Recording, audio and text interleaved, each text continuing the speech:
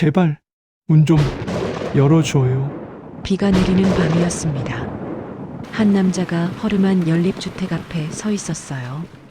고급 양복은 흠뻑 젖어 있었고 그는 2층 창문만 올려다보고 있었습니다. 수진 씨, 나예요. 창문 커튼이 살짝 흔들렸어요. 누군가 안에서 내려다보고 있었습니다. 하지만 문은 열리지 않았어요. 남자는 한참을 그렇게 서 있다가 고개를 떨구었습니다. 내일 또 올게요. 그리고는 비를 맞으며 천천히 사라졌습니다. 도대체 무슨 사연일까요? 사연 시작합니다. 구독과 좋아요 누르시고 무료로 시청하세요. 이 이야기는 한 달 전으로 거슬러 올라갑니다. 서울 강동구의 조용한 동네였어요. 오래된 연립주택들이 다닥다닥 붙어 있는 곳이었습니다. 이 동네 사람들은 대부분 평범하게 살아가는 사람들이었어요. 그런데 요즘 이상한 일이 벌어지고 있었습니다. 매일 밤 11시쯤이면 한 남자가 나타났어요. 늘 같은 자리에 섰습니다. 2층 사무 앞. 그는 1시간 넘게 그렇게 서 있다가 자정이 지나면 사라졌어요. 저 사람 또 왔네. 오늘로 며칠째야? 한 달은 넘은 것 같던데. 동네 사람들이 수군거렸습니다. 남자의 이름은 강민우였어요. 38살. 그가 입은 정장과 신발을 보면 돈이 많은 사람인 게 분명했습니다. 그런 사람이 왜 이런 동네에 매일 나타나는 걸까요? 민우는 오늘도 2층 창문만 바라보고 있었습니다.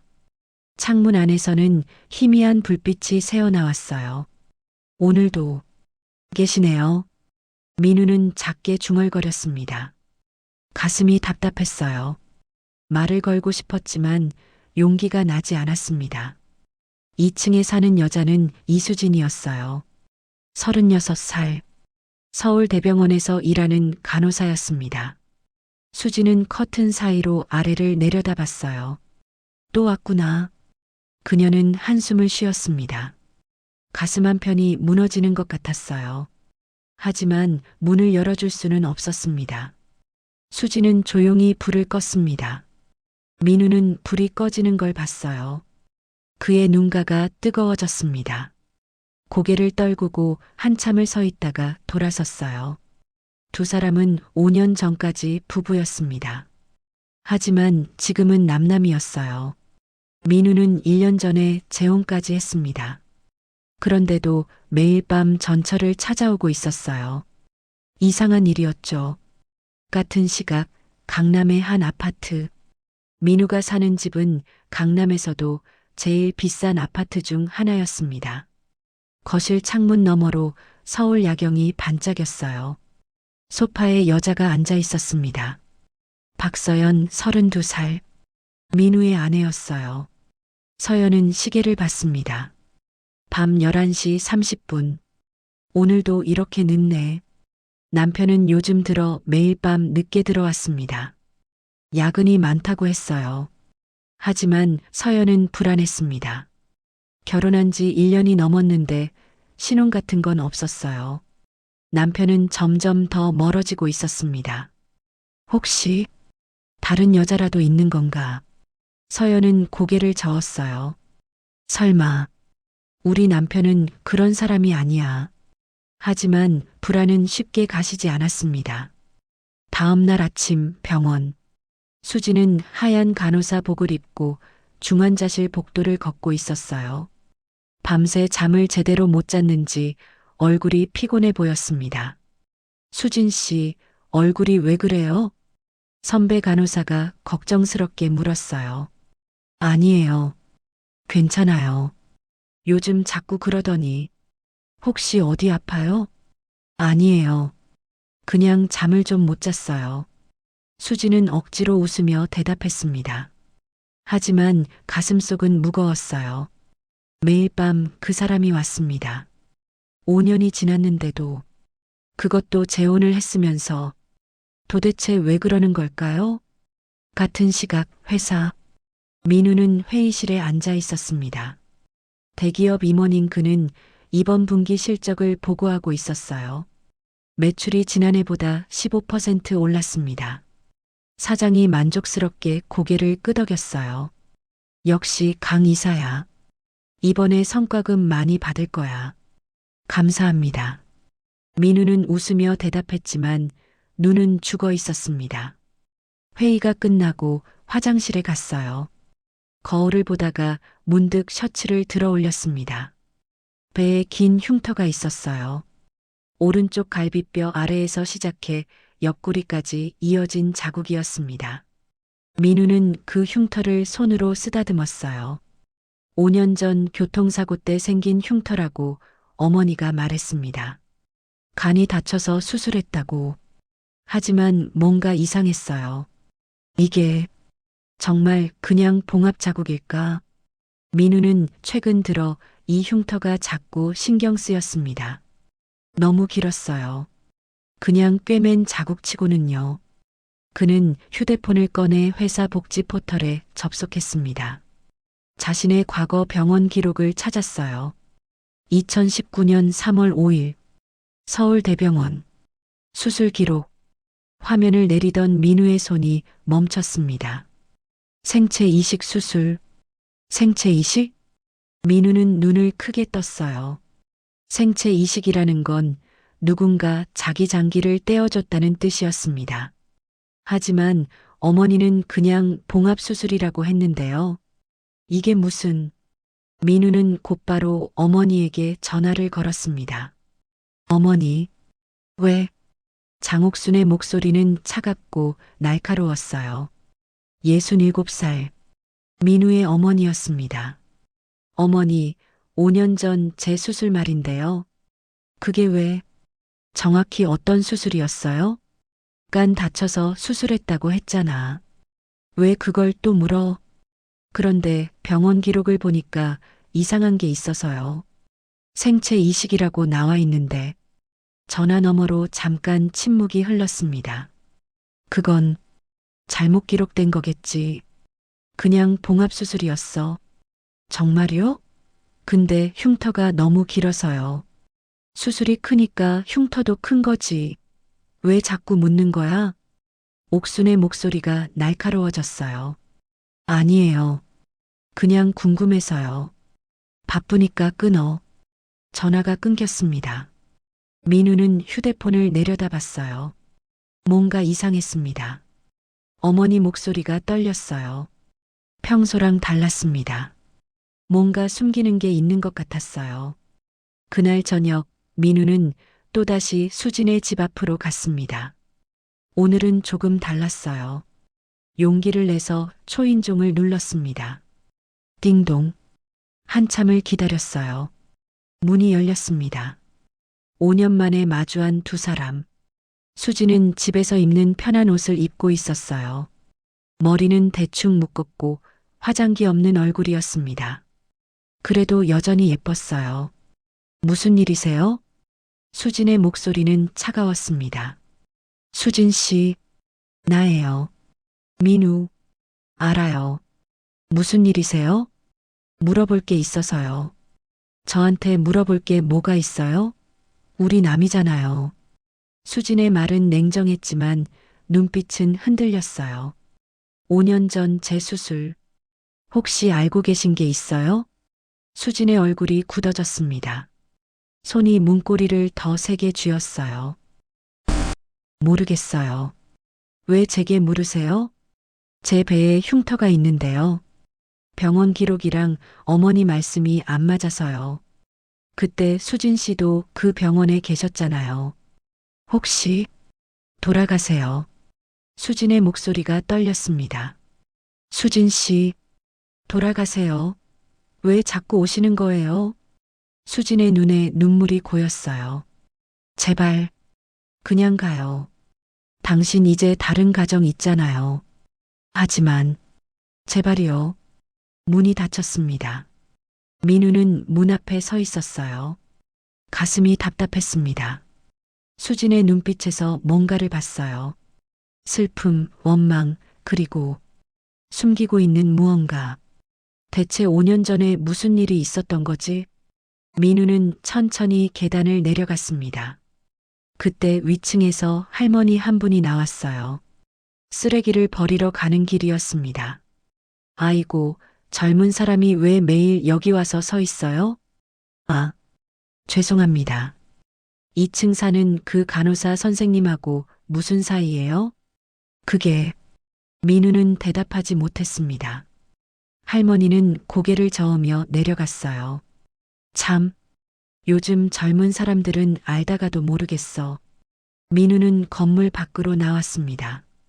가로등 불빛 아래 서서 다시 2층을 올려다봤어요. 창문에 불이 켜져 있었습니다. 커튼 사이로 수진의 그림자가 보였어요. 그녀도 창가에 서 있었습니다. 민우는 주머니에서 낡은 사진 한 장을 꺼냈어요. 5년 전 사진이었습니다. 결혼식 날 찍은 사진. 행복하게 웃고 있는 두 사람. 대체 우리에게 무슨 일이 있었던 걸까? 민우는 사진을 다시 주머니에 넣었습니다. 그리고 집으로 돌아가는 발걸음이 무거웠어요. 내일 병원에 가봐야겠어. 직접 확인해야 해. 2층 창문에서 수지는 민우가 사라지는 걸 지켜봤습니다. 그녀는 자신의 오른쪽 배를 손으로 감쌌어요. 거기에도 긴 흉터가 있었습니다. 민우와 똑같은 위치예요. 왜 이제 와서? 수진의 눈에서 눈물이 흘러내렸습니다. 5년 전 그날 수술실에서 있었던 일, 시어머니가 한 말들, 그리고 이혼하던 날의 기억들이 떠올랐어요. 다 끝난 일인데 왜 자꾸 와서 나를 힘들게 하는 거야? 수지는 커튼을 확 닫아버렸습니다. 다음 날 아침 민우는 서울대병원으로 향했습니다. 회사에 반차를 냈어요. 꼭 확인해야 할 게 있었습니다. 병원 주차장에 차를 세우고 본관 건물을 올려다봤어요. 5년 전 이곳에서 수술을 받았습니다. 하지만 그때 일은 잘 기억나지 않았어요. 마취에서 깬 건 사흘 뒤였고 깨어났을 때 옆에는 어머니만 계셨습니다. 수진이는요? 걔는 신경 쓰지 마. 내 몸이나 추스르렴. 어머니는 그렇게 말했어요. 그때는 이상하다고 생각하지 못했습니다. 민우는 원무과로 갔습니다. 5년 전 제 수술 기록을 자세히 보고 싶은데요. 신분증 주세요. 직원이 컴퓨터를 확인했어요. 2019년 3월 5일 수술 기록이시죠? 네, 맞습니다. 잠시만요. 직원이 프린터에서 서류를 뽑아 건넸습니다. 민우는 그 서류를 받아들었어요. 수술명 생체간 이식 수술. 기증자 이수진. 민우의 손이 떨렸습니다. 이게 뭡니까? 간 이식 수술 받으셨잖아요. 생체 기증자가 이수진 씨라고 나와 있네요. 생체 기증자가 이수진. 민우는 그 자리에 멍하니 서 있었습니다. 머릿속이 하얘졌어요. 수진이 나한테 간을? 손님 괜찮으세요? 직원이 걱정스럽게 물었지만 민우는 대답하지 못했습니다.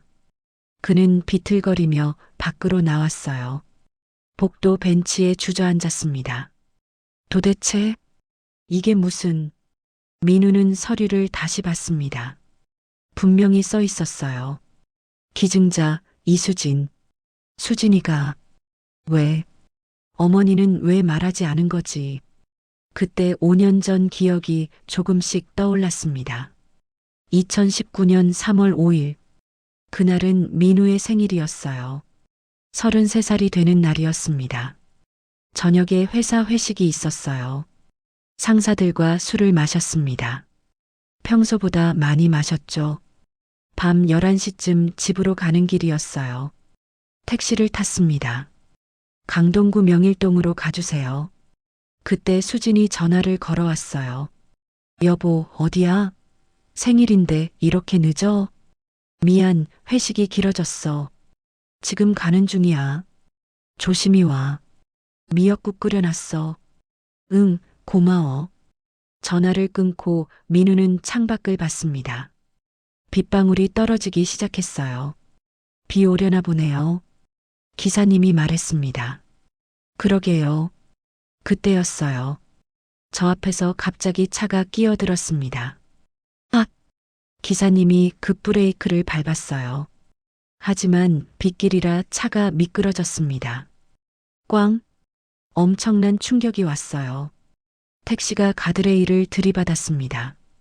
그리고 그 뒤는 기억이 없었어요. 민우는 정신을 잃었습니다.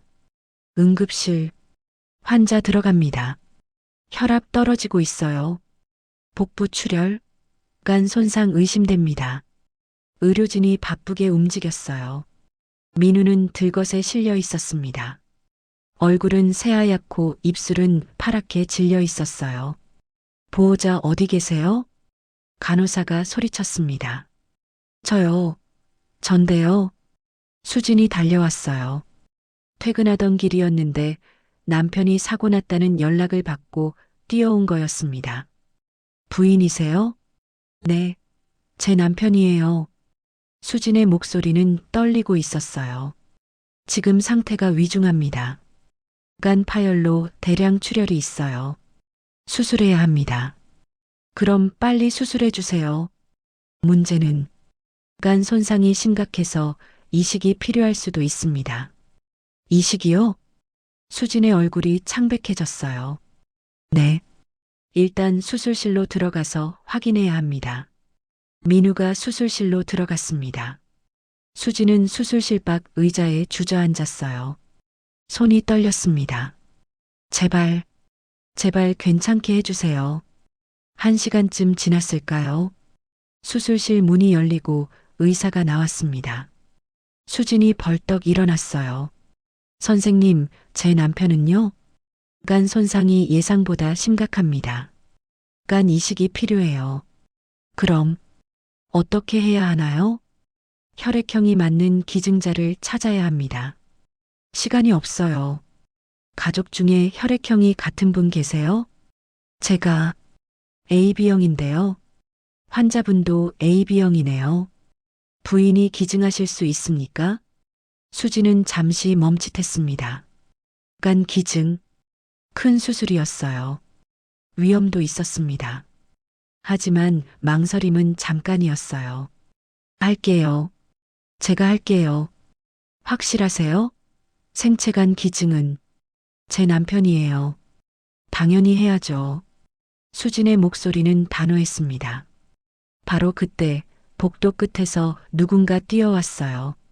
민우야, 우리 아들. 장옥순이었습니다. 민우의 어머니. 어머님. 수진이 반가워하며 다가갔어요. 아들이 어떻게 됐어? 무슨 일이야? 옥수는 수진을 스쳐 지나가 의사에게 물었습니다. 선생님, 제 아들 괜찮아요? 간 이식이 필요합니다. 다행히 부인께서 기증하시겠다고. 뭐? 수진이가? 옥순이 수진을 돌아봤어요. 그 눈빛은 차가웠습니다. 너, 내가 뭔데 우리 아들한테 내 간을 줘? 무슨 꿍꿍이 속셈이야? 어머님 무슨 말씀을. 너 혹시 이거 빌미로 나중에 뭐 요구하려는 거 아니야? 돈 달라고 하려고? 어머님, 저 그런 사람 아니에요. 수지는 억울했어요. 남편을 살리려는 건데 왜 이런 소리를 듣는 건가요? 시간이 없습니다. 결정하셔야 합니다. 의사가 재촉했어요. 저 할게요. 빨리 수술해 주세요. 수진이 다시 말했습니다. 옥수는 뭔가 더 말하려다가 입을 다물었어요. 지금은 아들 살리는 게 먼저였으니까요. 알았어. 일단 수술이나 해. 하지만 옥순의 얼굴에는 못마땅한 표정이 가득했습니다. 수지는 수술 동의서에 서명했어요. 손이 떨렸지만 또박또박 이름을 썼습니다. 감사합니다. 최선을 다하겠습니다. 의사와 수진이 수술실로 들어갔어요. 복도에 혼자 남은 옥수는 의자에 앉았습니다. 간호사 주제에 우리 아들한테 은혜를 입히다니. 옥수는 입맛이 씁쓸했어요. 사실 옥수는 처음부터 이 며느리가 마음에 들지 않았습니다. 아들은 좋은 대학 나와서 대기업에 다녔어요. 집안도 괜찮았습니다. 그런 아들이 평범한 간호사와 결혼한다고 했을 때 얼마나 반대했는지 몰라요. 엄마, 수진이 좋은 사람이에요. 좋은 사람? 넌 속는 거야. 내 돈 보고 접근한 거라고. 하지만 아들은 듣지 않았어요. 결국 결혼했습니다. 2년 동안 옥수는 며느리가 마음에 안 들었어요. 집안일도 서툴렀고 요리도 못했습니다. 무엇보다 간호사라는 직업이 마음에 안 들었어요. 우리 집안 며느리가 병원에서 남시중이나 들다니. 옥수는 친구들에게 며느리 직업 말하는 게 창피했습니다. 그 미움은 걷잡을 수 없이 자꾸 커져만 갔고 어떻게든 헤어지길 바라는 마음뿐이었습니다. 그런데 오늘 그 며느리가 아들을 살리려고 자기 간을 내준다고 했어요. 내 아들을 살게 하는 길이라는 마음이 들기 이전에 아들이 평생 저 며느리한테 코를 꿰고 빚지게 되는 거잖아. 내 아들 평생 기도 못 펴고 꽉 잡혀서 살겠네. 이런 생각이 먼저 들어 옥순의 머릿속이 복잡했습니다. 하지만 상황이 워낙 다급했기에 일단은 내 아들을 살려야 했습니다. 수술실 불이 켜져 있었어요. 수술은 6시간이나 걸렸습니다. 새벽 5시 수술실 문이 열렸어요. 수술 잘 끝났습니다. 의사가 나와서 말했습니다. 아들, 제 아들 괜찮아요? 네, 다행히 성공했습니다. 부인께서 간을 기증해 주셔서 살릴 수 있었어요. 정말 용감한 분이십니다. 그래요. 옥수는 대답했지만 표정은 밝지 않았어요. 부인도 회복실에 계십니다. 둘 다 중환자실로 옮길 겁니다. 의사가 들어가고 옥수는 혼자 남았습니다. 이제 어떻게 하지? 아들이 깨어나면 수진이한테 얼마나 미안해하고 괴롭겠어. 평생 머리를 못 들겠네. 그리고 중요한 것은 둘이 어떻게든 멀어져서 아까운 내 아들과 헤어지길 바랬던 옥순의 계획에 큰 차질이 있었어요. 옥순의 머릿속에 이상한 생각이 떠올랐어요. 차라리 이 일을 아들이 모르면 어떨까? 그냥 수술 잘 됐다고만 하고. 그때 옥순의 휴대폰이 울렸습니다. 친구에게서 온 문자였어요. 민우 어머니, 어제 명동에서 수진이 봤어. 어떤 남자랑 같이 있던데? 옥순의 눈이 커졌습니다. 남자? 옥순은 곧바로 전화를 걸었어요. 여보세요, 이 언니. 무슨 소리야? 수진이가 남자랑 있었다고? 응. 내가 분명히 봤어. 식당에서 둘이 마주 앉아 있더라고. 그게 언제야? 어제 저녁 7시쯤?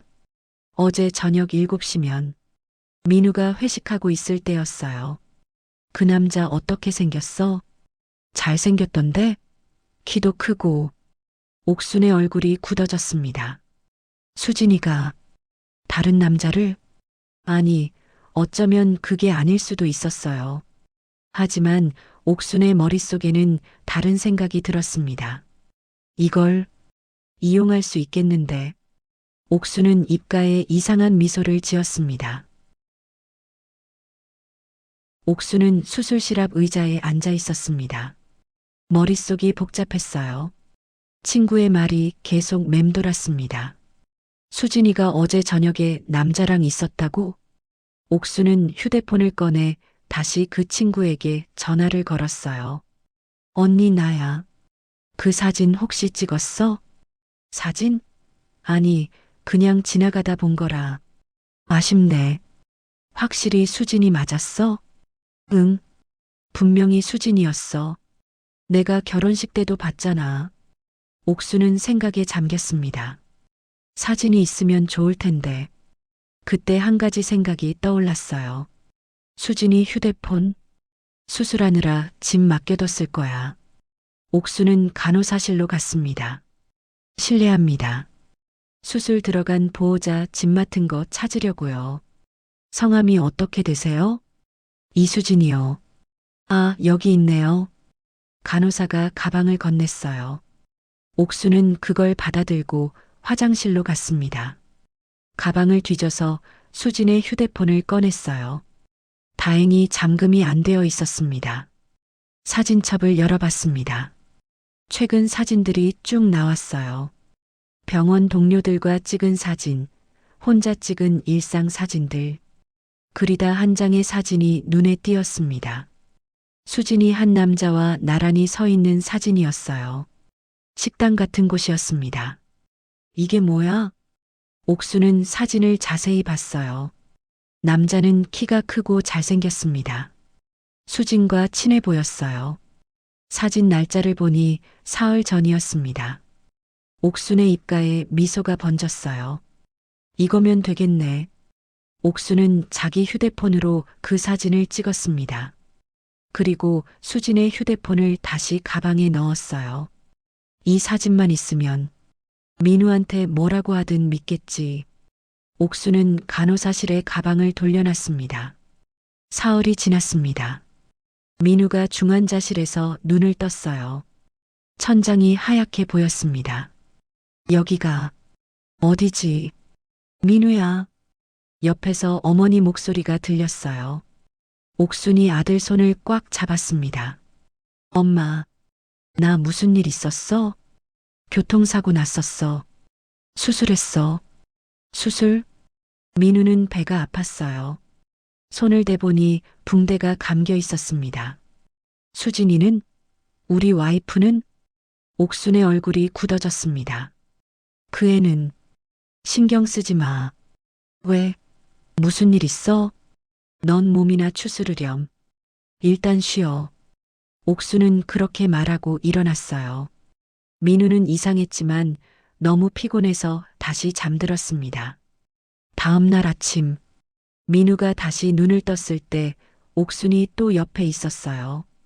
엄마, 수진이 왜 안 와? 전화해봤어? 민우야. 옥수는 심각한 표정으로 아들을 봤습니다. 내가 알아야 할 게 있어. 뭔데? 수진이. 그 애가 다른 남자를 만나고 있었어. 뭐? 민우는 믿을 수 없다는 표정이었어요. 무슨 소리야, 엄마. 그럴 리 없어. 내가 거짓말하겠니? 증거도 있어. 옥수는 휴대폰을 꺼내 사진을 보여줬습니다. 수진이 낯선 남자와 함께 있는 사진이었어요. 이게 뭐야?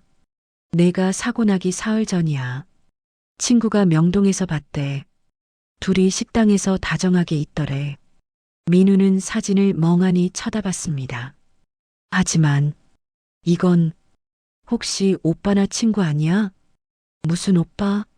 수진이 외동딸이잖아. 그리고 저렇게 다정하게 웃는 게 그냥 친구 같아? 민우는 가슴이 답답했어요. 그래도 직접 물어봐야 해. 수진이 불러줘. 그 애가 왜 안 오는 줄 알아? 양심에 찔리니까 그렇지. 내가 사고 나고 나서 병문안도 제대로 안 왔어. 그럴 리 없어. 민우야, 정신 차려.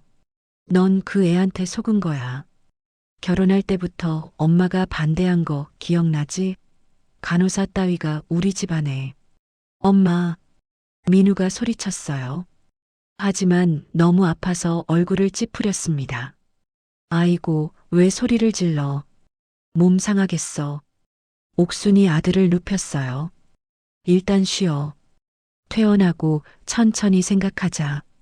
민우는 천장을 바라봤습니다. 머릿속이 복잡했어요. 수진이가 정말 같은 시각 다른 병실. 수진은 일반 병실로 옮겨진 상태였어요. 수술 후 회복 중이었습니다. 배가 너무 아팠어요. 간 일부를 떼어냈으니 당연했죠. 하지만 몸보다 마음이 더 아팠습니다. 민우 씨는 괜찮으려나? 수지는 민우가 궁금했어요. 수술 잘 끝났다는 말은 들었지만 직접 보고 싶었습니다. 침대에서 일어나려고 했어요. 하지만 너무 아파서 신음이 나왔습니다. 수진 씨, 아직 움직이시면 안 돼요. 간호사가 말렸어요. 제 남편 좀 보고 싶어요. 몇 호실에 있어요? 그건 보호자분께 여쭤보세요. 시어머님은 어디 계세요? 아까 환자분 병실에 계시던데요. 그럼 제가 가볼게요. 수지는 천천히 일어났습니다. 링거를 끌고 복도로 나왔어요. 각 병실 문패를 보며 민우를 찾았습니다. 중환자실 앞에 도착했어요. 하지만 들어갈 수 없었습니다. 보호자만 들어갈 수 있었거든요. 유리창 너머로 안을 들여다봤어요. 민우가 보였습니다. 침대에 누워 있었어요. 살아있구나. 다행이야. 수진의 눈에 눈물이 고였습니다. 그때 안에 있던 옥순이 수진을 봤어요. 밖으로 나왔습니다. 어머님, 민우 씨는 괜찮아요? 괜찮으니까 걱정 말고 가 있어.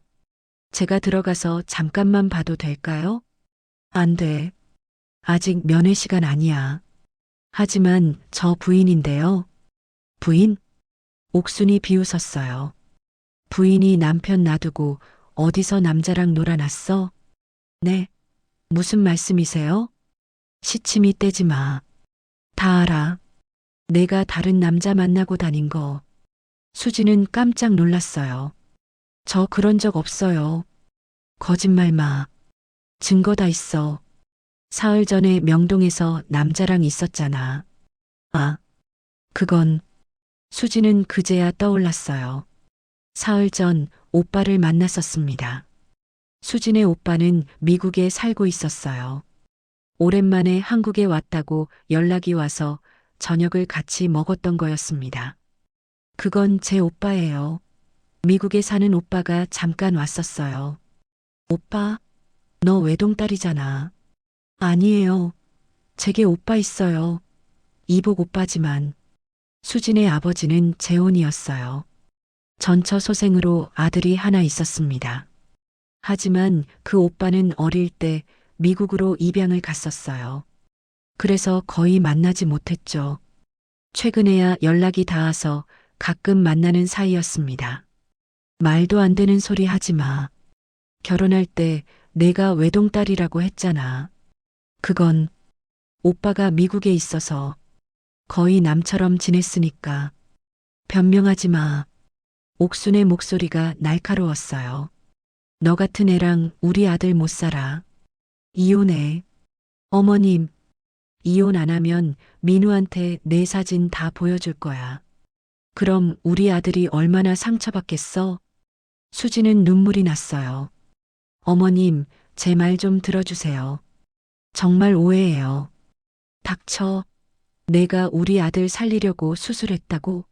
그거 다 쇼야, 쇼?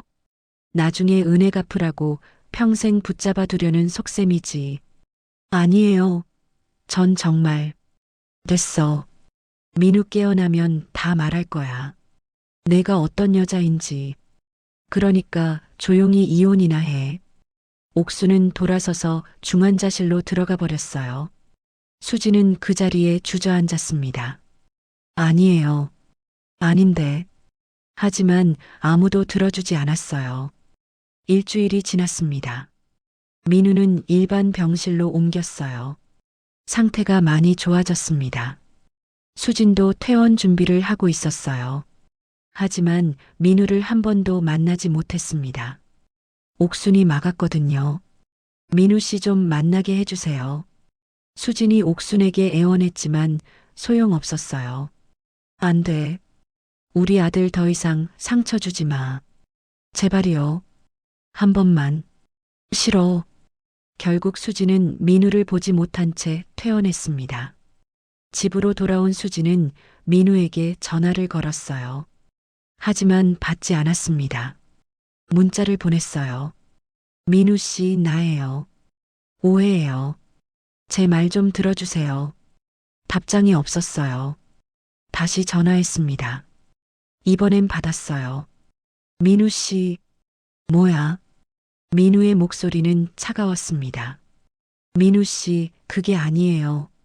어머님이 보신 건 제 오빠예요. 정말이에요. 오빠, 너 외동딸 아니었어? 이복 오빠가 있어요. 미국에 살아서 말 안 했던 거예요. 그래. 믿어주세요. 제발이요. 알았어. 믿어. 민우가 말했지만 목소리에는 믿음이 없었어요. 민우 씨, 근데 수진 씨, 나 좀 힘들어. 혼자 있고 싶어. 언제 볼 수 있어요? 모르겠어. 나중에 연락할게. 전화가 끊겼습니다. 수진은 주저앉아 울었어요. 왜 아무도 내 말을 안 믿어주는 거야? 한 달이 지났습니다. 민우는 퇴원했어요. 하지만 수진에게 연락하지 않았습니다. 수진이 찾아가려고 했지만 옥순이 막았어요. 오지 마. 우리 아들 이제 내 필요 없어. 어머님, 제발. 이혼하자고 했잖아. 내가 변호사 알아볼 테니까 서류 정리하든지 해. 전화가 끊어졌어요. 수지는 무너졌습니다. 내가 뭘 잘못한 거지. 남편 살리려고 한 건데. 그녀는 자기 배의 흉터를 만졌어요. 아직도 아팠습니다. 이 흉터가 내가 살렸다는 증거인데 왜 아무도 몰라주는 거야? 2달 후 이혼 서류가 날아왔습니다. 수지는 그 서류를 보며 울었어요. 하지만 어쩔 수 없었습니다. 민우는 만나주지도 않았어요. 어머니 말만 믿고 있었습니다. 차라리 서명하는 게 나을까? 이렇게 붙잡고 있어봤자. 수지는 떨리는 손으로 이혼 서류에 서명했습니다. 눈물이 서류 위에 떨어졌어요. 미안해. 민우 씨, 내가 지켜주지 못해서. 이혼이 성립되었습니다. 수지는 집을 나왔어요. 작은 원룸을 얻어 혼자 살기 시작했습니다. 병원에서는 열심히 일했어요. 그것만이 살아있다는 걸 느낄 수 있는 유일한 방법이었습니다. 밤에는 혼자 울었어요. 내가 뭘 잘못한 거지? 왜 이렇게 된 거야? 그녀의 배에는 여전히 긴 흉터가 남아 있었습니다. 민우에게 준 선물. 하지만 아무도 모르는 비밀이었어요. 한 달이 흘렀습니다. 민우와 수지는 같은 집에 살고 있었지만 남처럼 지냈어요. 말도 거의 하지 않았습니다. 식사도 따로 했어요. 민우는 회사에 복귀했습니다. 일에 집중하려고 했지만 쉽지 않았어요. 어느 날 저녁 민우는 씻으려고 옷을 벗었습니다. 거울에 비친 자신의 배를 봤어요. 긴 흉터가 있었습니다. 이 흉터, 왜 이렇게 길지? 민우는 흉터를 만졌어요. 오른쪽 갈비뼈 아래에서 시작해 옆구리까지 이어진 자국이었습니다. 어머니는 간이 찢어져서 봉합했다고 했어요. 하지만 이건 너무 길었습니다. 단순 봉합수술 자국이 이렇게 클까? 민우는 불현듯 궁금해졌어요. 다음 날 회사에서 쉬는 시간에 인터넷을 검색했습니다. 간 손상 수술 흉터. 검색 결과가 나왔어요. 여러 사진들이 보였습니다. 대부분 작은 흉터였어요. 10cm 정도. 하지만 민우의 흉터는 20cm가 넘었습니다. 이상한데. 민우는 간 이식 수술 흉터를 검색했어요. 이번엔 달랐습니다. 긴 흉터들이 나왔어요. 민우의 것과 비슷했습니다. 간 이식? 민우의 가슴이 두근거렸어요. 설마 내가 간 이식을 받은 건가? 민우는 회사 복지 포털에 접속했습니다. 임직원은 자신의 의료 기록을 확인할 수 있었거든요. 5년 전 기록을 찾았어요. 2019년 3월 5일 서울대병원 수술 기록. 화면을 내리던 민우의 손이 멈췄습니다. 생체간 이식 수술. 기증자 이수진. 민우는 화면을 멍하니 쳐다봤어요. 이게 뭐지? 손이 떨렸습니다. 심장이 빠르게 뛰었어요. 수진이가 나한테 간을? 민우는 자리에서 벌떡 일어났습니다. 주변 동료들이 쳐다봤어요. 강 이사님 괜찮으세요? 아, 네, 괜찮습니다. 민우는 화장실로 달려갔어요. 세면대에 손을 짚고 거울을 봤습니다. 수진이가 간을 준 거였어? 그럼 어머니는 왜 말하지 않은 거지? 민우는 즉시 어머니에게 전화를 걸었습니다. 왜? 옥순의 목소리는 차가웠어요. 어머니, 5년 전 제 수술. 정확히 뭐였어요? 그게 왜? 또 그 얘기야? 대답해 주세요. 간 이식 수술이었어요. 아니었어요? 전화 너머로 침묵이 흘렀습니다. 그래. 기증자가 수진이었어요? 그래. 왜 말 안 하셨어요? 민우가 소리쳤어요. 왜 숨기신 거예요? 수진이가 날 살렸잖아요. 민우야, 진정해. 엄마가 진정하라고요? 어머니가 거짓말한 거잖아요. 수진이는 아무 잘못 없었어요. 잘못 없었다니. 그 애가 다른 남자 만난 건 사실이잖아. 그게 오빠였을 수도 있잖아요. 어머니가 확인이나 해봤어요? 확인할 필요 없어. 수진이는 외동딸이라고. 외동딸이어도 이복 오빠가 있을 수 있잖아요. 민우의 목소리가 떨렸어요. 어머니가 일부러 수진이를 쫓아낸 거죠? 뭐?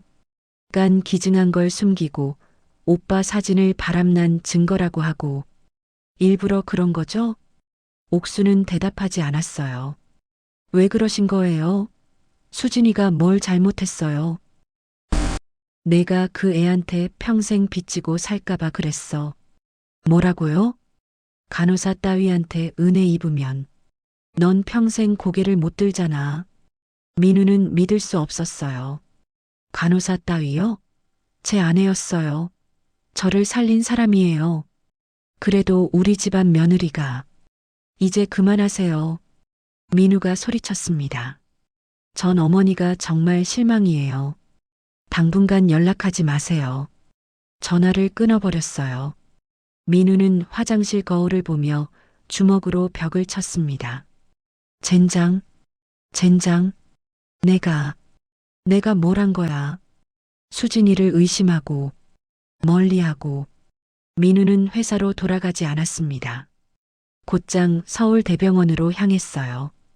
외과로 갔습니다. 최 원장 선생님 계세요? 진료 중이신데요. 예약하셨나요? 아니요. 긴급한 일이에요. 5년 전에 저 수술하셨어요. 간호사가 확인했어요. 잠시만 기다리세요. 민우는 복도 의자에 앉아 기다렸습니다. 손이 계속 떨렸어요. 30분쯤 지났을까요? 강민우 씨? 최 원장이 나왔습니다. 50대 초반의 의사였어요. 네, 선생님. 무슨 일이시죠? 5년 전 제 수술에 대해 여쭤보려고요. 아, 그러세요? 이쪽으로 오시죠. 진료실로 들어갔습니다. 기억하십니까? 2019년 3월 5일의 교통사고로. 아, 기억합니다. 간 파열로 응급수술했던 분이시죠? 네. 그때 간 이식을 받았다고 들었는데. 맞습니다. 생체간 이식이었죠. 최 원장은 컴퓨터를 확인했어요. 부인께서 기증하셨어요. 정말 용감한 분이셨죠. 제 아내가 직접 자기 간을 준 거예요? 네. 혈액형이 맞아서 가능했어요. AB형이셨죠? 민우는 고개를 끄덕였습니다. 부인분이 얼마나 걱정하시던지 수술실 들어가기 전에 계속 당신 손을 잡고 계시더라고요. 그랬어요? 네. 살려주세요. 제발 살려주세요. 그렇게 말씀하셨어요. 최 원장이 미소 지었어요. 수술하고 회복하는 것도 힘드셨을 텐데 본인 몸보다 환자분 걱정만 하시더라고요. 민우의 눈에 눈물이 고였습니다. 부인분, 정말 대단한 분이세요. 간 기증이 쉬운 게 아닌데. 네. 민우는 더 이상 말을 잇지 못했어요. 혹시 다른 궁금한 거 있으세요? 아니요. 감사합니다, 선생님. 민우는 일어나 밖으로 나왔습니다. 병원 복도를 걷다가 벤치에 주저앉았어요. 수진이가 날 살렸어. 내 몸을 상하면서까지 간을 떼어줬어. 그런데 나는 그 사람을 의심하고 바람났다고, 거짓말쟁이라고. 민우는 얼굴을 손으로 감쌌어요. 눈물이 쏟아졌습니다. 미안해. 미안해. 지나가는 사람들이 쳐다봤지만 신경 쓰지 않았어요. 민우는 한참을 그렇게 울었습니다. 저녁이 되어서야 집으로 돌아왔어요. 현관문을 열고 들어갔습니다. 수진 씨. 하지만 집은 조용했어요. 수진 씨? 집에 있어요? 방을 확인했습니다. 수진은 없었어요. 거실 탁자 위에 쪽지가 있었습니다. 민우 씨, 저 당분간 친구 집에 있을게요. 당신도 생각할 시간 필요하다고 했잖아요. 천천히 생각하세요. 마이너스 수진. 민우는 쪽지를 꽉 쥐었어요. 수진아, 미안해. 정말 미안해. 그는 수진에게 전화를 걸었습니다. 신호가 갔어요. 하지만 받지 않았습니다. 다시 걸었어요. 또 받지 않았습니다. 문자를 보냈습니다. 수진 씨, 나예요. 전화 좀 받아줘요. 할 말이 있어요. 답장이 왔어요. 지금은 통화하고 싶지 않아요. 나중에 연락해요. 민우는 주저앉았습니다. 내가 뭘 한 거야? 그날 밤 민우는 잠을 이루지 못했어요. 수진 생각뿐이었습니다. 어떻게 해야 하지? 어떻게 용서를 받지? 새벽이 되어서야 결심했어요. 찾아가야 해. 직접 만나서 사과해야 해. 하지만 수진이 어디 있는지 몰랐습니다. 친구 집이라고만 했어요. 민우는 수진의 병원 동료들에게 연락했어요. 하지만 아무도 알려주지 않았습니다. 수진이가 연락하지 말라고 했어요. 왜요? 제가 사과하고 싶어서. 강민우 씨, 수진이가 얼마나 힘들어했는지 알아요? 지금 좀 혼자 있게 해주세요. 전화가 끊어졌어요. 민우는 막막했습니다. 어떻게 해야 하지? 그때 회사에서 전화가 왔습니다. 강 이사님, 내일 오전 회의 있습니다. 아, 네, 알겠습니다. 민우는 회사에 가야 했어요. 하지만 일이 손에 잡히지 않았습니다. 머릿속은 온통 수진 생각뿐이었어요. 수진아, 어디 있어? 내가 찾아가서 사과할게. 민우는 수진이 자주 가던 카페들을 돌아다녔습니다. 병원 근처 카페, 집 근처 카페, 친구들이 사는 동네. 하지만 어디에도 수진은 없었어요. 일주일이 지났습니다. 민우는 매일 수진을 찾아다녔어요. 문자도 보내고 전화도 했습니다. 하지만 수진은 답하지 않았어요. 어느 날 저녁 민우는 수진의 병원 앞에서 기다렸습니다. 퇴근할 때쯤 오겠지. 6시, 7시, 8시. 하지만 수진은 나타나지 않았어요. 민우는 경비원에게 물었습니다. 수진 간호사 오늘 출근했나요? 누구요? 이수진 간호사요. 중환자실에 근무하는. 아, 수진 씨요? 휴가 중이던데요. 휴가요? 네. 일주일째 안 나오셨어요. 민우는 절망했습니다. 휴가까지 냈어. 날 피하려고. 민우는 수진의 집 앞으로 갔어요. 혹시나 해서 초인종을 눌렀습니다. 띵동. 아무 대답이 없었어요.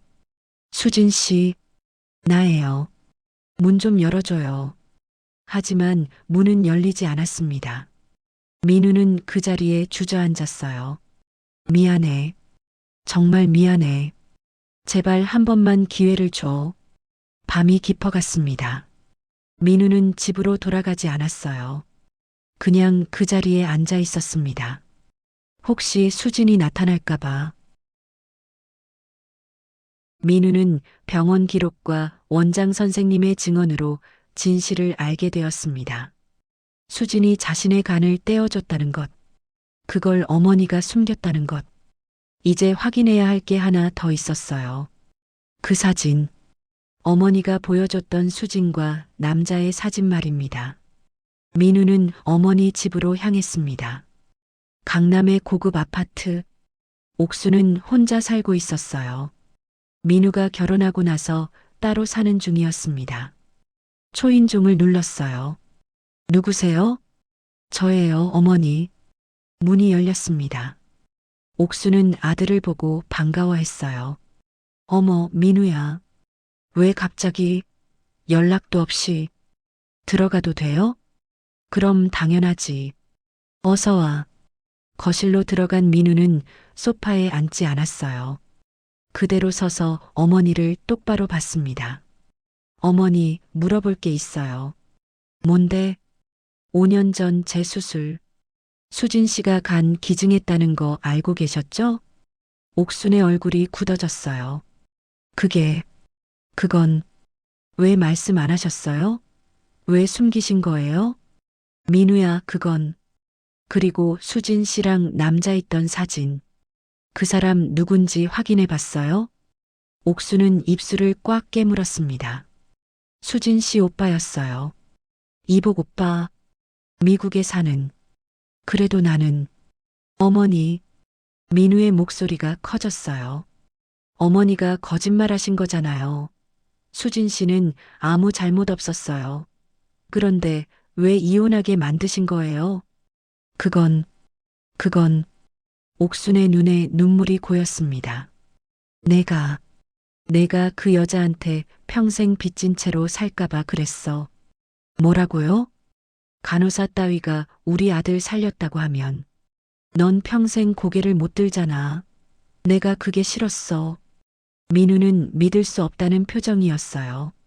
간호사 따위요? 제 아내였어요. 저를 살린 사람이에요. 그래도 우리 집안 며느리가 간호사라는 게 창피했어.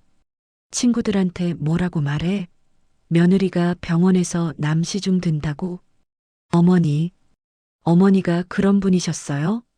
민우의 목소리가 떨렸습니다. 난 내 엄마야. 내 인생 생각해서 한 거라고. 제 인생이요? 제 인생 망가뜨린 게 어머니예요. 민우는 주먹을 꽉 쥐었어요. 화가 났습니다. 너무 화가 났어요. 수진 씨는 저 살리려고 자기 몸을 다쳤어요. 간을 떼어냈다고요. 그런데 어머니는 그 사람을 쫓아낸 거예요. 민우야, 전 어머니가 실망이에요. 정말 실망이에요. 민우는 돌아서서 나가려고 했어요. 민우야, 잠깐. 옥순이 아들 팔을 붙잡았습니다. 엄마 잘못했어. 미안해. 그때는 정말 내 생각에. 놓으세요. 민우는 차갑게 말했어요. 당분간 연락하지 마세요. 전 지금 어머니 보기 싫어요. 민우야. 하지만 민우는 그냥 나가버렸습니다.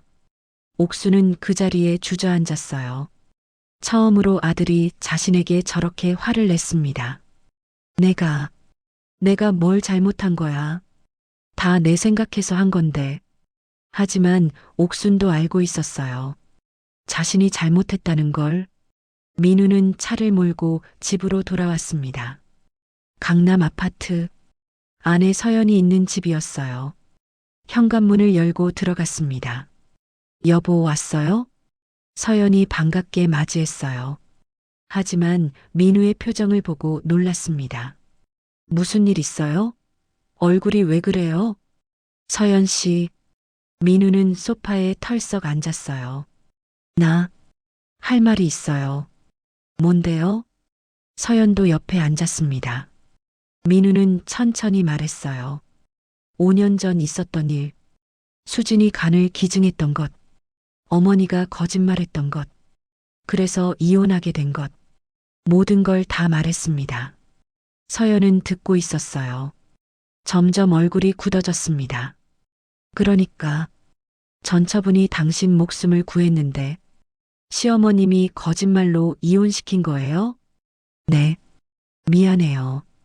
이런 말 듣게 해서 그래서 요즘 매일 밤 늦게 들어온 거예요? 민우는 고개를 숙였어요. 전첩은 집 앞에 가 있었죠? 네. 서연은 한숨을 쉬었습니다. 당신, 아직도 그분 사랑하는 거 아니에요? 아니에요. 그게 아니라, 그럼 뭐예요? 매일 밤 전처 집 앞에 서 있는 게 사랑이 아니면 뭐예요? 서연의 목소리가 떨렸어요. 전 바보였네요. 당신이 저 사랑하는 줄 알았어요. 근데 당신 마음은 여전히 그분한테 있었구나. 서연 씨, 전 더 이상 못하겠어요. 서연이 일어났습니다. 이혼해요. 뭐라고요? 이혼하자고요. 당신 마음이 어디 있는지 이제 알았어요. 전 평생 그 사람 그림자 속에서 살 수 없어요. 서연 씨, 오해예요. 난 그냥 오해 아니에요. 서연이 소리쳤어요. 당신 눈빛 봐요. 그분 이야기할 때 당신 눈빛. 저한테는 한 번도 그렇게 안 봤잖아요. 민우는 할 말이 없었어요. 사실이었으니까요. 미안해요. 미안하다고 되는 게 아니에요. 전 이제 지쳤어요. 서연은 안방으로 들어가서 문을 닫아버렸습니다. 민우는 거실에 혼자 남았어요. 모든 게 무너지고 있었습니다. 다음 날 서연은 친정으로 짐을 싸서 나갔습니다. 변호사 통해서 연락할게요. 서연 씨, 다시 한 번만 생각해줘요. 이미 결정했어요. 당신도 솔직해지세요. 그분한테 가고 싶은 거잖아요. 서연은 그렇게 떠났어요. 민우는 텅 빈 집에 혼자 남았습니다. 결혼한 지 1년 만에 또 이혼 위기였어요. 민우는 소파에 앉아 머리를 감싸 쥐었습니다. 내가 뭘 잘못한 거지? 아니, 알고 있었어요. 자신이 뭘 잘못했는지, 수진을 의심한 것, 어머니 말만 믿었던 것, 수진의 말을 들어주지 않았던 것, 그리고 5년이 지난 지금까지도 수진을 잊지 못한 것. 민우는 휴대폰을 꺼냈어요. 어머니한테서 문자가 와 있었습니다. 민우야, 엄마가 잘못했어. 미안해. 연락 좀 해줘. 민우는 문자를 지워버렸습니다. 지금은 어머니와 이야기하고 싶지 않았어요. 대신 다른 번호로 전화를 걸었습니다. 여보세요? 수진의 목소리였어요. 수진 씨, 민우 씨? 네, 저예요. 전화 너머로 침묵이 흘렀습니다. 무슨 일이세요? 수진의 목소리는 여전히 차갑고 조심스러웠어요. 만날 수 있을까요? 할 말이 있어요. 무슨 말이요? 직접 만나서 하고 싶어요. 제발이요. 수진은 한참을 고민했어요. 내일 저녁 병원 앞 카페에서 만나요. 7시. 고맙습니다. 전화가 끊어졌어요. 민우는 가슴이 두근거렸습니다. 떨렸어요. 내일 수진을 만난다는 게. 다음 날 저녁, 민우는 일찍 카페에 도착했어요. 6시 30분. 30분이나 일찍 왔습니다. 자리에 앉아서 계속 시계를 봤어요. 시간이 너무 천천히 갔습니다. 7시가 되었어요. 카페 문이 열리고 수진이 들어왔습니다. 민우는 벌떡 일어났어요. 수진 씨, 안녕하세요. 수진은 예전보다 야위어 보였어요. 얼굴도 피곤해 보였습니다. 하지만 여전히 아름다웠어요. 앉으세요. 두 사람은 마주 앉았습니다. 뭐 마실래요? 아메리카노요. 민우가 커피를 주문하고 왔어요. 어색한 침묵이 흘렀습니다. 그래서 무슨 말 하려고요? 수진이 먼저 입을 열었어요. 수진 씨, 나 이제야 다 알았어요. 뭐요? 5년 전 일. 수진 씨가 나한테 간을 준 거, 어머니가 거짓말한 거, 다요. 수진의 손이 떨렸어요. 커피잔을 쥔 손이. 그래서요? 이제 와서 그걸 알았다고 제게 뭘 바라는 거예요? 미안해요. 정말 미안해요. 민우는 고개를 깊이 숙였습니다. 내가 바보였어요. 어머니 말만 믿고 수진 씨 말은 안 들어주고 이제 와서 미안하다고 하면 뭐가 달라져요? 수진의 눈에 눈물이 고였어요. 저 5년 동안 어떻게 살았는지 알아요? 매일 밤 울었어요. 제가 뭘 잘못했나 생각하면서 당신 살리려고 한 게 잘못인가 싶어서 수진 씨 배에 남은 이 흉터 볼 때마다 당신 생각났어요. 그런데 당신은 저를 의심했잖아요. 다른 남자 만났다고, 거짓말쟁이라고. 수진의 목소리가 떨렸어요. 그게 얼마나 아픈 줄 알아요? 목숨 걸고 당신 살렸는데 그렇게 버림받은 게. 민우는 할 말이 없었어요. 그저 고개만 숙이고 있었습니다. 정말 미안해요. 변명의 여지가 없어요. 이제 와서 미안해도 소용없어요. 수진이 자리에서 일어났어요. 전 이제 가볼게요. 수진 씨. 민우가 수진의 손을 붙잡았습니다. 놓으세요. 제발. 조금만 더 이야기해요. 더 이상 할 말 없어요. 다 끝난 일이에요. 수진은 손을 뿌리치고 나가려고 했어요. 고마웠어요. 민우가 소리쳤습니다. 수진의 발걸음이 멈췄어요. 나 살려줘서 고마웠어요. 5년 늦었지만 그래도 꼭 하고 싶었던 말이에요. 수진은 뒤돌아보지 않았어요. 하지만 눈물이 흘러내렸습니다. 그 말 5년 전에 듣고 싶었어요. 미안해요. 이젠 너무 늦었어요. 수진은 그대로 카페를 나갔습니다. 민우는 그 자리에 주저앉았어요. 미안해. 정말 미안해. 주변 사람들이 쳐다봤지만 신경 쓰지 않았습니다. 민우는 그렇게 한참을 울었어요. 자신이 저지른 실수, 되돌릴 수 없는 시간, 상처 입힌 사람, 모든 게 후회스러웠습니다. 밤이 되었어요. 민우는 또다시 수진의 집 앞으로 갔습니다. 2층 창문에 불이 켜져 있었어요. 민우는 가로등 아래 서서 그 불빛만 바라봤습니다. 수진 씨, 내가 어떻게 해야 용서받을 수 있을까? 하지만 답은 없었어요. 그저 비만 내리고 있었습니다. 민우는 비를 맞으며 서 있었어요. 오늘도 내일도 모레도 그렇게 매일 밤 이 자리에 올 것입니다. 용서받을 수 있을 때까지, 아니, 영원히 용서받지 못하더라도 이것이 자신이 할 수 있는 유일한 속죄였으니까요.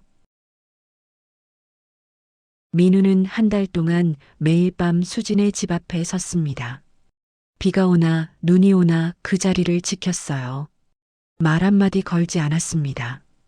그저 2층 창문만 바라볼 뿐이었어요. 동네 사람들은 이제 민우를 알아봤습니다. 저 사람 또 왔네. 대체 무슨 사연일까? 참 안 됐어. 저렇게 매일 서 있는데. 어느 날 밤 비가 쏟아졌습니다. 민우는 우산도 쓰지 않고 그냥 서 있었어요. 온몸이 젖었습니다. 2층에서 수진이 창문을 열었어요. 들어가세요. 수진이 소리쳤습니다. 감기 걸려요. 그만 들어가세요. 하지만 민우는 움직이지 않았어요. 제발이요. 왜 이러시는 거예요? 수진의 목소리가 떨렸습니다. 민우는 고개를 들어 수진을 봤어요. 빗물인지 눈물인지 모를 것이 얼굴을 타고 흘렀습니다. 미안해요. 정말 미안해요. 수진은 창문을 닫으려다가 멈췄어요. 민우가 쓰러진 겁니다. 민우 씨. 수진은 급히 아래로 내려갔습니다. 민우는 빗속에 주저앉아 있었어요. 고열이 나는 것 같았습니다. 민우 씨, 정신 차리세요. 수진이 민우를 붙잡았어요. 수진 씨, 지금 병원 가야 해요. 괜찮아요. 그냥 여기 조금만. 안 괜찮아요. 수진은 민우를 간신히 일으켜 세웠습니다. 자기 집으로 데리고 올라갔어요. 방에 들어와 민우를 소파에 앉혔습니다. 옷부터 갈아입으세요. 감기약 가져올게요. 수지는 민우에게 마른 수건과 옷을 건넸어요. 민우는 멍하니 그걸 받았습니다. 화장실에서 갈아입으세요. 민우가 화장실로 들어가고 수지는 감기약을 준비했어요. 따뜻한 물도 끓였습니다. 손이 떨렸어요. 왜 내가 이러고 있는 거지? 하지만 그냥 지나칠 수가 없었습니다. 간호사니까요. 아니, 그것 때문만은 아니었어요. 민우가 나왔습니다. 수진이 준 옷을 입고 있었어요. 옛날 민우가 두고 간 옷이었습니다. 앉으세요. 약 드셔야 해요. 고마워요. 민우가 약을 먹었어요. 수지는 민우 이마에 손을 대봤습니다. 열이 많이 나네요. 오늘은 여기서 쉬세요. 아니에요. 괜찮아요. 괜찮지 않아요. 간호사가 보기에 당장 쉬셔야 해요. 수진의 말투는 단호했습니다. 민우는 고개를 끄덕였어요. 일어날 힘도 없었습니다. 소파에서 주무세요. 담요 가져올게요. 수진이 담요를 덮어줬어요. 민우는 눈을 감았습니다. 수진 씨, 네. 왜 날 도와주는 거예요? 나 같은 놈. 모르겠어요. 수진도 솔직히 몰랐어요. 왜 자신이 이러고 있는지. 그냥 아픈 사람 보면 못 지나치는 버릇이에요. 직업병이죠. 민우는 쓰게 웃었습니다. 그래도 고마워요. 그리고 잠들었어요. 수지는 잠든 민우를 바라봤습니다. 여인 얼굴, 그을린 피부, 5년 전보다 훨씬 지쳐 보였어요. 많이 힘들었나 보네. 수지는 자기 방으로 들어갔습니다. 하지만 잠이 오지 않았어요. 다음 날 아침, 민우가 눈을 떴어요. 낯선 천장이 보였습니다. 여기가 수진 씨 집. 일어나 앉으니 식탁 위에 쪽지가 있었어요. 출근했어요. 냉장고에 죽 있으니 데워 드세요. 약도 먹고요. 마이너스 수진. 민우는 그 쪽지를 한참 바라봤습니다. 냉장고를 열어보니 정말 죽이 있었어요. 정성스럽게 쑤어놓은 흰죽이었습니다. 민우는 죽을 데워서 먹었어요. 눈물이 났습니다. 이렇게까지 왜? 밥을 먹고 민우는 집을 나왔어요. 하지만 회사에 가지 않았습니다. 어머니 집으로 갔습니다. 초인종을 눌렀어요. 누구세요? 저예요, 어머니. 문이 열렸어요. 옥수는 아들을 보고 눈물을 글썽였습니다. 민우야, 어머니 할 말 있어요. 그래, 들어와. 거실에 앉았습니다. 어머니, 수진 씨한테 사과하세요. 뭐? 어머니가 직접 가서 사과하세요. 그게 맞아요. 옥수는 입술을 깨물었어요. 나보고 그 애한테 수진 씨예요. 제 아내였던 사람이에요. 민우의 목소리는 단호했습니다. 어머니가 잘못하신 거예요. 그러니까 어머니가 사과하셔야죠. 하지만 안 하실 거면 전 더 이상 어머니 안 만나요. 평생? 옥수는 놀랐어요. 아들이 이렇게까지 강하게 나온 건 처음이었습니다. 알았어. 내가 가볼게. 정말요? 그래. 내가 잘못한 거니까. 옥순도 이제 알고 있었어요. 자신이 큰 잘못을 저질렀다는 걸. 며칠 후, 수진이 퇴근하고 집에 돌아왔어요. 현관 앞에 누군가 서 있었습니다. 옥순이었어요. 어머님? 수진 씨. 옥순은 수진을 똑바로 봤습니다. 그리고 천천히 고개를 숙였어요. 미안합니다. 수진은 깜짝 놀랐어요. 어머님, 왜 이러세요? 내가 큰 잘못을 했어요. 5년 전에. 옥순의 목소리가 떨렸습니다. 당신이 우리 아들 살렸는데 나는 당신을 내쫓았어요. 거짓말까지 해가면서. 어머님, 정말 미안해요. 당신한테 너무 미안해요.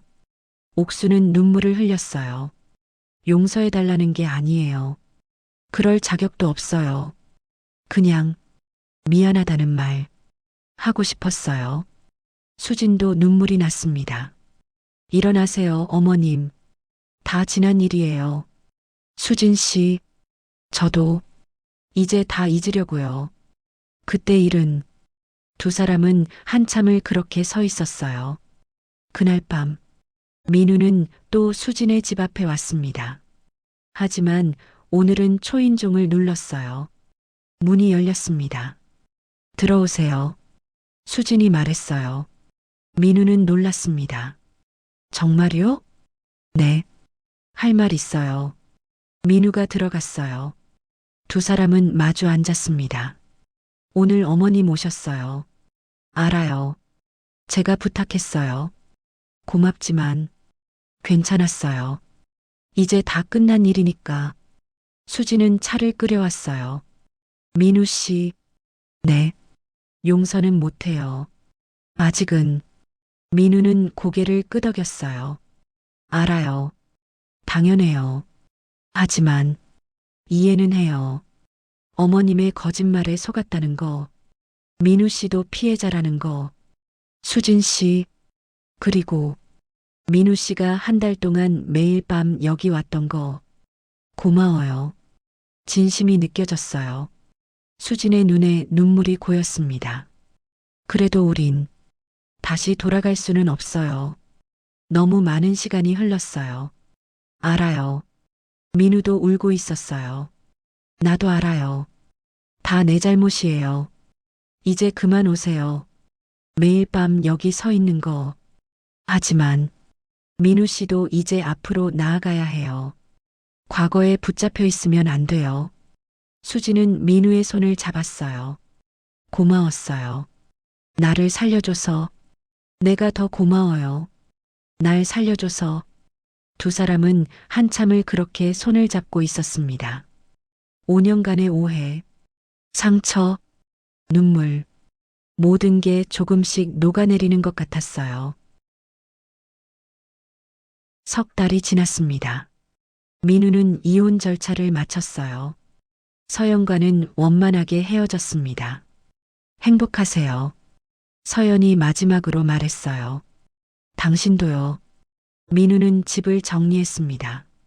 강남 아파트를 나와 작은 오피스텔로 이사했어요. 회사도 그만뒀습니다. 새로운 일을 시작하기로 했어요. 작은 카페를 열었습니다. 예전부터 꿈꿔왔던 일이었어요. 카페 이름은 감사였습니다. 수진에게도 변화가 있었어요. 병원에서 승진했습니다. 수간호사가 되었어요. 더 바빠졌지만 보람찼습니다. 이제는 혼자 사는 것도 익숙해졌어요. 외롭지만 평온했습니다. 어느 토요일 오후, 수진이 동네를 걷고 있었어요. 새로 생긴 카페가 눈에 띄었습니다. 감사 카페? 문을 열고 들어갔어요. 어서 오세요. 익숙한 목소리가 들렸습니다. 민우였어요. 민우 씨? 수진 씨, 어떻게 여기를? 카페 여셨어요? 네. 한 달 전에 오픈했어요. 수진은 자리에 앉았어요. 회사는요? 그만뒀어요. 새로운 시작을 하고 싶었어요. 민우가 커피를 내왔습니다. 서비스예요. 고마워요. 두 사람은 이야기를 나눴어요. 편안한 대화였습니다. 예전처럼 어색하지 않았어요. 잘 어울려요. 카페 주인. 그래요? 고맙습니다. 민우가 웃었어요. 오랜만에 보는 밝은 미소였습니다. 행복해 보여요. 수진이 말했어요. 네. 이제 조금은 평온해진 것 같아요. 수진 씨는요? 저도요. 요즘은 괜찮아요. 다행이에요. 커피를 다 마시고 수진이 일어났어요. 잘 다녀갈게요. 수진 씨. 네. 가끔 들러주세요. 친구로. 수지는 잠시 생각하더니 고개를 끄덕였어요. 그럴게요. 친구로. 그날부터 수지는 가끔 카페에 들렀습니다. 일주일에 한 번쯤 퇴근길에 들러서 커피를 마셨어요. 민우와 이야기를 나눴습니다. 일상적인 대화들이었어요. 어느 날 수진이 물었습니다. 어머님은 요즘 어떠세요? 한 달에 한 번씩 만나요. 많이 변하셨어요. 그래요? 네. 이제는 제 선택을 존중해 주시는 것 같아요. 다행이네요.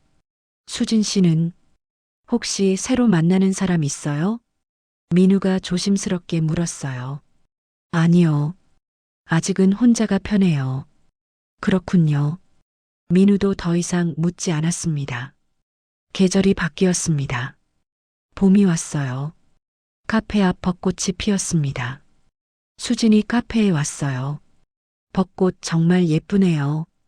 그쵸? 올해는 유난히 일찍 핀 것 같아요. 민우가 커피를 내왔습니다. 수진 씨, 한 가지 말할 게 있어요. 뭔데요? 저, 곧 부산으로 내려가요. 부산요? 네. 거기서 새로운 카페를 열려고요. 바다가 보이는 곳에. 수지는 놀랐어요. 언제요? 다음 달이요. 이 카페는 후배한테 넘기고. 그렇군요. 수지는 묘한 기분이 들었어요. 섭섭했습니다. 수진 씨, 네. 그동안 정말 고마웠어요. 수진 씨 덕분에 다시 일어설 수 있었어요. 제가 뭘, 아니에요. 수진 씨가 용서해줘서, 친구가 돼줘서, 그게 저한테는 큰 힘이었어요. 민우의 눈이 반짝였어요. 저도 이제 완전히 새로 시작하려고요. 과거에 연연하지 않고. 수지는 고개를 끄덕였어요. 잘했어요. 그래야죠. 수진 씨도 행복하세요. 꼭요. 고마워요. 한 달 후, 민우는 부산으로 떠났습니다. 수지는 그날 카페 앞을 지나갔어요. 임시 휴업 팻말이 붙어 있었습니다. 잘 가요, 민우 씨. 수지는 걸음을 옮겼습니다. 가슴 한편이 허전했지만 괜찮았어요. 이게 맞는 거라는 걸 알았으니까요. 1년 후, 수지는 병원 옥상에서 휴식을 취하고 있었어요. 휴대폰이 울렸습니다. 민우한테서 온 문자였어요. 잘 지내시죠? 저는 요즘 정말 행복해요. 바다가 보이는 카페 최고예요. 수진 씨도 부산 오시면 들러주세요. 사진도 첨부되어 있었어요. 바다가 보이는 카페 사진이었습니다. 민우가 환하게 웃고 있었어요. 수지는 미소 지었습니다. 좋겠네요. 언젠가 꼭 들를게요. 답장을 보냈어요. 수지는 하늘을 올려다봤습니다. 파란 하늘에 구름이 흘러갔어요.